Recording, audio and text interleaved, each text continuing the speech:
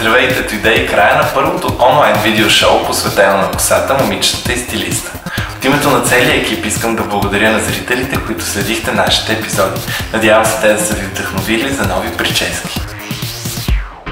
Отново искам да ви поздравя, момичета, за зашеметяващите ретро прически, които успяхте да постигнете с въртяща се четка с горещ въздух на Roventa Brush Active Nano Smart. А сега нека минем към моите коментари, защото след тях сме приготвили нещо за вас, зрители. Боряна. Боби се е справила страхотно, демонстрирала ни е прическа, стил 60-те, с което ни е показва, че обемът винаги е на мода. Милена. Милена, както всеки път, се справила чудесно. Много ми харесва твоята инспирация за стилна 70-тарска прическа. Вълните, които си постигнала с Roventa Brush Active Nano Smart, са страхотни. Наталия. Наталия, радвам се, че си последвала идеята ми и си работила с малката глава на четката. Както виждаш, резултата на вълните, които си постигнала, е страхотен. Много ми допада пина прическата, която си направила. Деница. Дени справила се страхотно с поставената задача, макар и с първо твое участие. Вълните и обема, който си постигнал, са невероятни.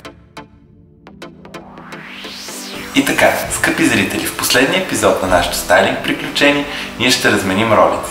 Сега вие ще имате възможността да отправите едно предизвикателство към мен.